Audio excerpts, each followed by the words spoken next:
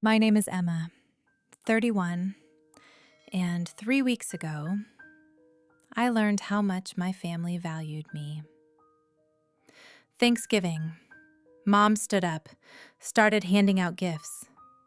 Dad got a fishing rod, Aunt got wine, brothers got watches.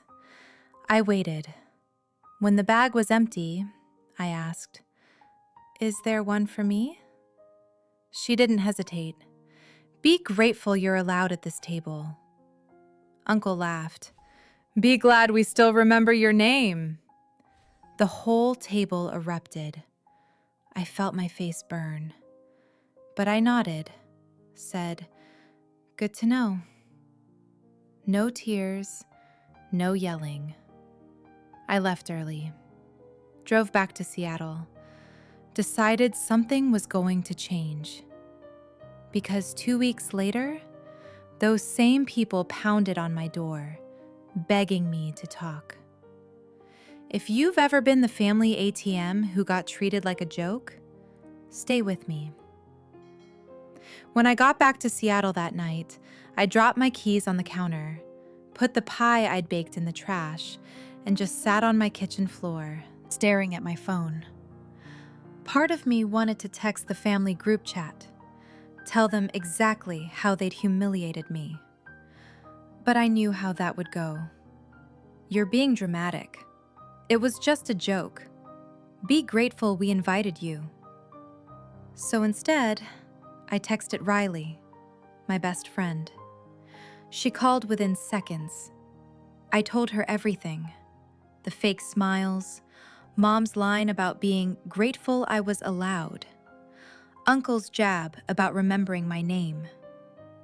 Long silence. Then Riley said very calmly, "Em, that's not normal. That's not rude. That's cruel. They don't respect you at all." Hearing someone else say it made something click. I pulled up my banking app while we were still talking, started scrolling. Gym membership, charged every month. Streaming services under my name that I barely used because I was always working. Amazon Prime family plan, concert tickets, last-minute Ubers. "Can you just put it on your card? I'll pay you back." That never happened. It hit me. For years, I'd quietly been the invisible financial backbone of that close-knit family they loved posting about online. They could sit there making jokes about me, but had no problem letting my card run like I was their personal ATM. Riley said, "What if you just stopped paying? What if you let them feel what it's like to actually lose you?" The idea scared me and thrilled me. That weekend, I made a list. Mom's yoga membership, Dad's golf club dues, streaming subscriptions, my brother's last-minute concert tickets and bar tabs, every autopay that had my name attached to their comfort. Then, I started canceling. Click, cancel membership. Click, turn off auto renewal. Click, remove card. With every confirmation email, I felt lighter. I didn't announce it in the group chat.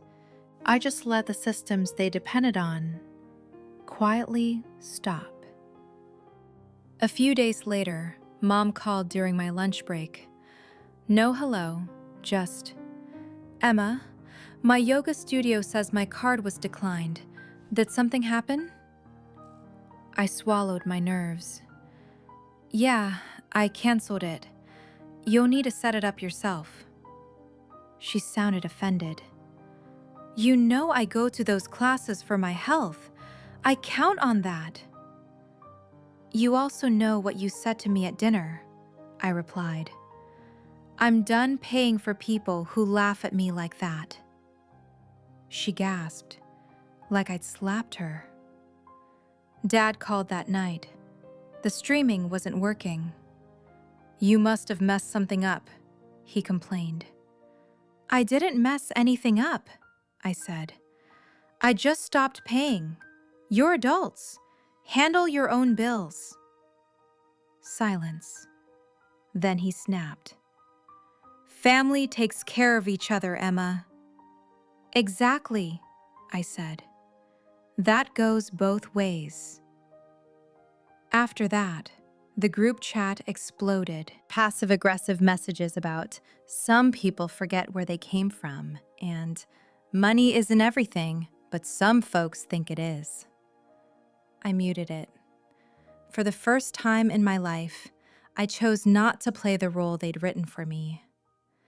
I thought they'd sulk, talk trash about me, eventually move on. I underestimated how much they depended on me, not just for money, but for control. The first real wave hit a few days after I canceled everything. My phone started buzzing nonstop.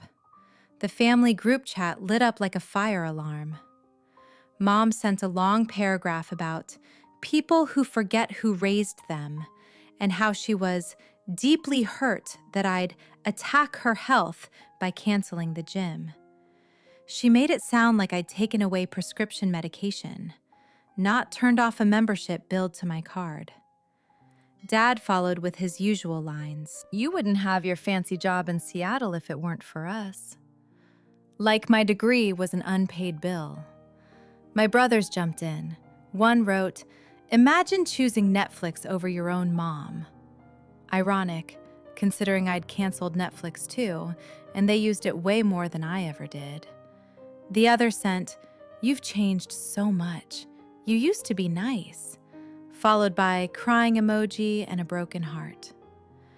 I stared at the chat, felt my chest tighten, hit mute again.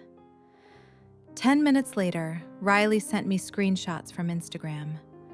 My younger brother had posted a black screen with white text. Some people will cut off their own blood over money. Remember who was there before your paycheck. Mom commented underneath, "So sad but true. Love you, baby. Some people lose their way." Cousins replied, "Family over everything.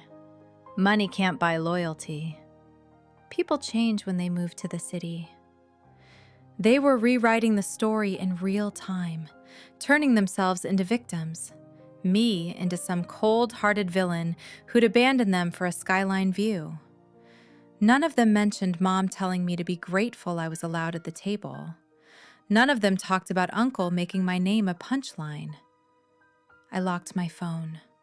Just sat there, listening to office keyboards clicking. I realized I'd spent my whole life terrified of being called ungrateful, so I kept overgiving to prove I wasn't.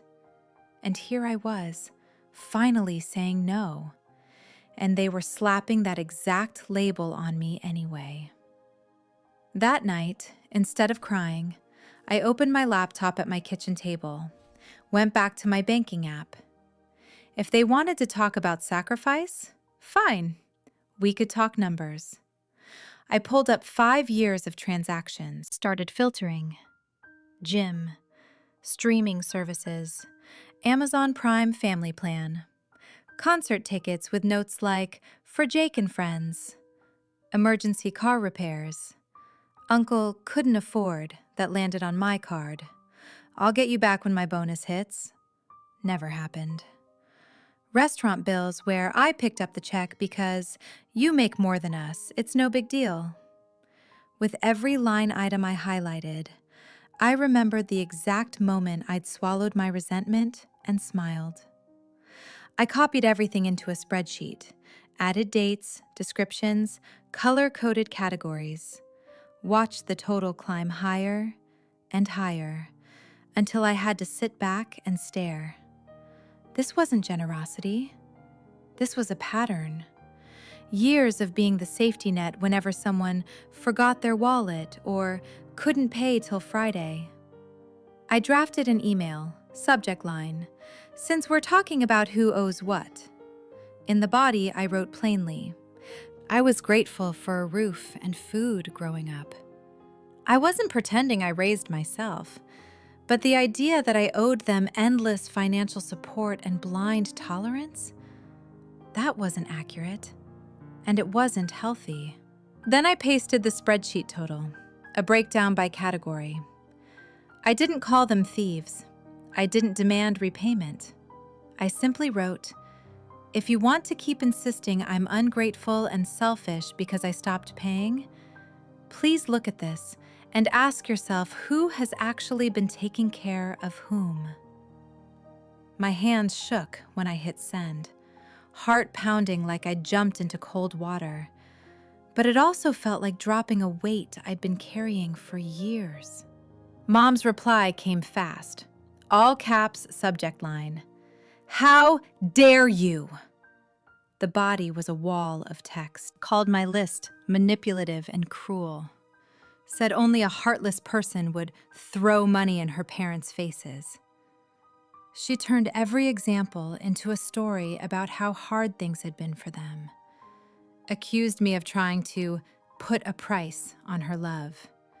She ended with, "I'm so ashamed of who you've become." Then she blocked me on Facebook. I know, because Riley texted me a screenshot an hour later. Mom had posted a generic family quote image. "Family is forever, even when some members forget," with a long caption about staying strong during these trying times and being thankful for the children who still honor their parents and understand true loyalty. Likes and comments rolled in. "You're such a good mom. Don't let anyone tear your family apart." None of those people knew every one of her comforting Netflix nights had been paid for by the daughter she'd humiliated at dinner. I lay in bed that night, angry, shaking. But under the anger, strange clarity. They weren't going to wake up one day and suddenly see me differently. They were invested in this version of me, the difficult, ungrateful city daughter who owed them everything. The only thing I could control? What I gave them access to. My money, my time, my energy, my silence. As Christmas crept closer and their comforts kept shutting off, the tone changed. Passive-aggressive posts became fewer. Calls became frantic. Guilt trips turned into panic. They stopped just sniping online and started scrambling in real life. That's when their entitlement boiled over into something much louder, much uglier. The kind of desperation that doesn't stay on screens, but shows up right outside your door. 2 weeks after Thanksgiving, I was in my apartment on a Saturday afternoon, half watching YouTube, trying not to think about family at all. The buzzer rang. I thought it was a delivery, but I hadn't ordered anything. Then my phone lit up. Dad's name. I let it go to voicemail. Mom started calling, then the buzzer again. Longer this time, like someone leaning on it. My stomach dropped. I walked to the intercom, pressed the button just enough to hear. Mom's voice echoed up through the stairwell, loud, shrill. "Emma, we know you're home. Buzz us in." Fake cheerful tone with pure anger underneath. I checked the peephole. A couple minutes later, I saw them, Mom and Dad, standing outside my door, clearly having sweet-talked some tenant into letting them in. Mom held a shiny gift bag, tissue paper bursting out. Dad had smaller bags hooked on his wrist. My phone started ringing again. I let it ring. Mom knocked. 3 light taps. "Emma, honey, open up. We brought you something. We just want to talk before Christmas." I walked closer, didn't unlock the door. "I don't want to talk right now," I said through the wood. "You need to leave." The switch in her voice was instant. Fake sweetness cracked. She knocked harder. "We drove 5 hours to be here, Emma. 5 hours. The least you can do is open the door." Dad chimed in, already annoyed. "This is ridiculous. We're not doing this through a door. Open it." "No," I said. "You don't get to humiliate me, mock me, then show up with gift bags like that fixes anything. You need to go." Pause. Then the knocking turned to pounding. Mom's voice rose, shaky, dramatic. "Do you hear yourself? This is what that city has done to you. You think you're better than us now?" She started sniffling loudly. "Our family is falling apart and you don't even care." Dad lowered his voice, but I could still hear the anger. "This is about respect, Emma. You owed us a chance to talk in person." I almost laughed. Considering what started this was them making fun of me in front of everyone. "Respect goes both ways," I said. "Standing outside my home trying to force a conversation I said no to is not respect." My phone buzzed. My younger brother calling. When I didn't pick up, he texted, "They're outside your door. Just open it. Don't make this worse. Mom's freaking out." I typed back, "They showed up uninvited. That's on them." Through the door, Mom raised her voice. "We brought you Christmas gifts, Emma. We didn't forget you. We're trying. This is what you wanted, right? Attention?" It was almost funny how she twisted it. "I didn't want any of it," I said. "You're not fixing anything with gifts. You never even apologized for what you said." For laughing at me. Beat of silence. Then Mom snapped. "Oh my God, are you still on about that? It was a joke, Emma. A joke. Normal people can take a joke." Dad added, "You're blowing one comment out of proportion and punishing the whole family." That was the moment I knew. There was nothing for me on the other side of that door. I texted Mom, "You have 10 minutes to leave or I'm calling building security." Out loud, I said, "You need to go. I'm serious." The pounding stopped, then came back even louder. Mom's voice cracking. "We need to talk. Open up. Please don't do this to your mother." My heart raced, but I didn't move toward the lock. I just stood there, staring at the doorknob, repeating in my head, "You're allowed to say no." After 20 minutes of knocking, crying, pleading, they finally left. A neighbor emailed later through the building portal, politely asking if everything was okay, mentioning the very loud scene. I sat on my couch afterward, shaking. I opened a note on my phone, started typing exactly what had happened, every word they said, every feeling in my chest. I didn't want them to gaslight me later into thinking I'd imagined it. The more I wrote, the clearer it became. This wasn't about one dinner or a few subscriptions. This was about control. They weren't used to me having boundaries, and they weren't handling the word no very well. I thought the worst was over. I was wrong. A few days before Christmas, I came home with groceries, saw their car outside. Stomach dropped. When I turned onto my floor, Mom, Dad, and Uncle were standing in front of my apartment, like a blockade.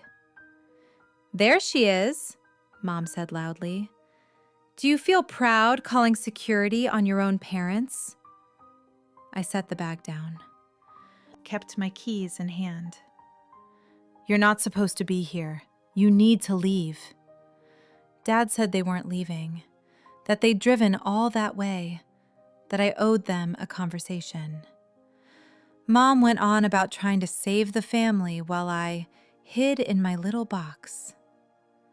Uncle leaned on the wall, smirking. "You don't just cancel blood," he said.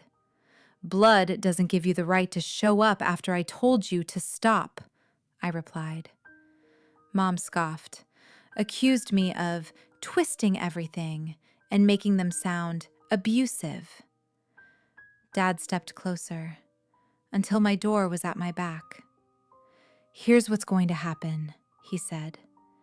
"You're coming home with us for Christmas. This stunt ends now." My voice shook. "No, I've told you to leave. You're harassing me." Mom slammed her palm into the door next to my head, so hard I jumped, yelling about everything they'd given me, how I owed them. Uncle saw me flinch, smiled, put his hand on my shoulder, trying to push me away from the lock. Something in me went very still. I shrugged off his hand, said loud and clear, "Do not touch me again." I pulled out my phone, called building security. "My family is here again. I told them to leave. They won't. One of them put his hands on me. I need someone up here." They stared at me like I'd set the building on fire. The guard came up, listened to both sides, turned to them. "She lives here. She's asked you to leave. You can't keep coming here causing scenes. If you come back, we'll involve the police." He walked them to the elevator while Mom cried and Dad muttered. Uncle threw one last look, said under his breath, "You're going to regret this." Later, management slid a notice under my door, documenting the incident, stating they weren't allowed back without permission. Repeated visits could mean a no trespass order, and police. For the first time, there was something on paper saying this wasn't just family drama. Other people saw it. Other people were willing to call it what it was. I wanted to believe that warning would be enough, but people used to control don't usually give it up because of one piece of paper. One afternoon before Christmas, I was coming up the stairs with groceries. Heard it. My last name echoing in the stairwell. Mom's voice, sharp, too loud. "She's on this floor! Emma, get out here right now!" When I turned the corner, there they were again. Mom, Dad, Uncle, standing in the middle of the hallway. Mom spun toward me. "There you are! Do you feel powerful now?" I set my bag down, kept keys in hand. "You're not supposed to be here. You need to leave." "We're not leaving," Dad said. "Not until you talk to us like an adult." Mom jumped in, voice rising. "We're fighting for this family. You cut us off. You humiliate us. You call security. We gave you everything." I felt doors crack open along the hall. Uncle stepped closer. "You think these people care about you more than we do? When your big city life falls apart, you think they'll take you in? Blood is blood." "Blood isn't a free pass," I said. "It doesn't give you the right to show up at my home, to yell at me, corner me, or put your hands on me." Mom scoffed. "No one put their hands on you. You twist everything." Out of the corner of my eye, I saw my older neighbor in her doorway, phone up, recording. Our eyes met. She gave me a tiny nod. "I see this." Dad stepped closer. Back hit my door. "Here's what's happening," he said. "You're packing a bag, coming home. We're working this out. This ends now." Hands shaking, but my answer came out clear. "No, I'm not going anywhere. I've told you to leave. You keep coming back. You are harassing me." Mom slapped her hand against the door, right next to my head. Loud crack. I flinched. "Harassing?" she hissed. "We gave you life. You owe us respect. You owe us presents at Christmas." Uncle saw me flinch, smiled, put his hand on my shoulder, shoved just enough to move me from the lock. Message: we still control you. I knocked his hand away. "Do not touch me again." Before he could respond, my neighbor's voice cut through. "I'm calling the police. This is the second time. She asked you to leave. I'm recording all of it." Everyone froze. Mom whipped around, yelled, "This is none of your business. This is family." My neighbor didn't flinch. "You made it our business when you started yelling in the hallway." I could hear sirens, faintly, getting closer. Mom turned back, switching to that broken, manipulative tone. "Emma, stop this. Tell them it's fine. You want your uncle arrested? You want your mother to have a heart attack? Is that what you want for Christmas?" My chest tightened. For a heartbeat, I felt that old reflex to fix everything. Then I remembered the spreadsheet, the dinner table, the way they laughed. I took a breath. "I want you to leave," I said. "If you didn't want police involved, you shouldn't have come back." 2 officers walked down the hall minutes later, taking in the scene. One looked at me. "Do you live here?" "Yes, they're my family. I've asked them to leave multiple times. Security escorted them out once. They keep coming back. They've put their hands on me. I don't feel safe." My voice shook, but I got it out. The other officer checked with my neighbor. She showed them the clip. Uncle grabbing my shoulder, Mom slamming her hand by my head. That was enough. First officer turned to my family. Tone hardened. "You need to leave the property now. You've been warned before. This is harassment. If you come back or contact her like this again, she can pursue a restraining order and charges." Mom started sobbing. Dad argued about his rights as my father. Uncle muttered about soft cops. The officers didn't care. They pulled Uncle aside, took his ID, wrote him a citation, explained exactly what it meant. He stood there, red-faced, while the officer told him he was officially on record for harassing his niece. Watching that man, the one who'd laughed at me my entire life, stare at the ground while someone in authority told him he was the problem, did something to me. For once, I wasn't the one being shamed. After they left, management confirmed the incident in writing, stated my parents and uncle weren't allowed back without permission, reminded me I could pursue a restraining order. A cousin texted, "People are talking. I saw a video of your mom yelling in your hallway. You okay?" I replied, "I'm okay. Better than before." For the first time, the consequences of their behavior were landing on them, not me.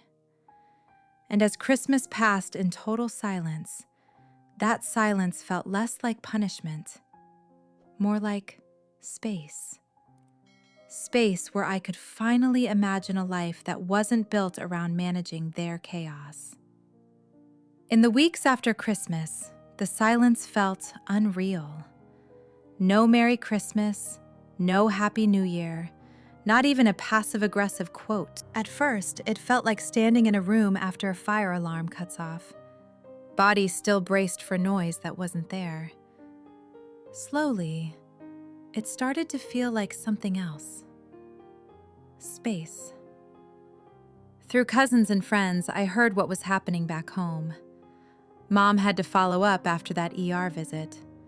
Her doctor said if she didn't manage stress, she was asking for serious problems.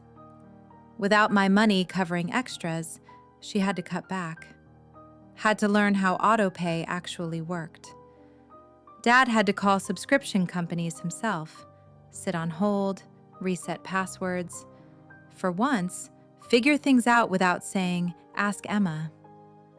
Uncle's funny guy image took a hit.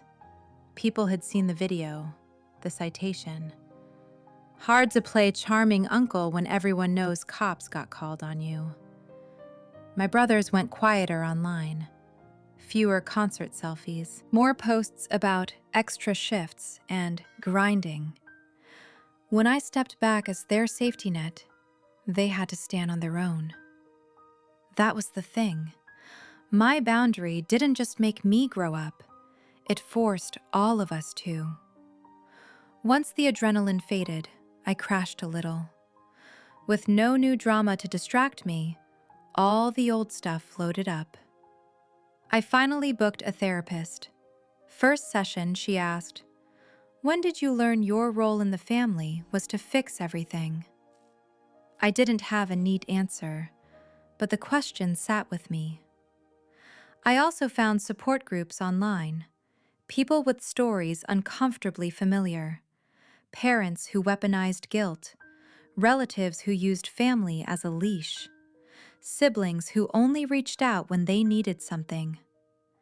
Reading their comments, I saw words I'd never let myself use for my situation: manipulation, emotional abuse, financial exploitation. It didn't change what happened, but it changed how I judged myself for walking away. Months later, Mom sent a short email. "I'm sorry things got so bad. I don't agree with how you handled everything, but I miss you. I hope you're okay." It wasn't the apology I wanted, but it was something. I didn't respond right away. When I did, I kept it simple. Told her I was okay, that I hoped she was taking her health seriously, that if we ever talked again, it would have to be different. No yelling, no guilt, no pretending Thanksgiving was just a joke. I said I was open to a conversation someday, preferably with a therapist present, but I would not go back to paying for everything and being grateful just to sit there. Hitting send didn't feel like reopening the door. It felt like locking it to the old version of us and leaving only a small, guarded window. I don't know what will happen with my family long term. Maybe we'll build something smaller and healthier. Maybe we'll stay low contact forever. What I do know, for the first time, my peace doesn't depend on their moods. I pay my own bills, for me. I spend holidays with people who don't turn me into a punchline and call it love. I no longer measure my worth by how useful I am to the people who raised me. If there's any lesson in this, it's that family is not a free pass to disrespect you. Love without respect is just control dressed up as concern. Boundaries are not betrayal. They're self-respect in action. And sometimes, the most satisfying revenge isn't slamming a door. It's walking away. Letting people finally feel the consequences of their own behavior. And building a life where you're not grateful just to be allowed in the room, but genuinely glad to stand on your own.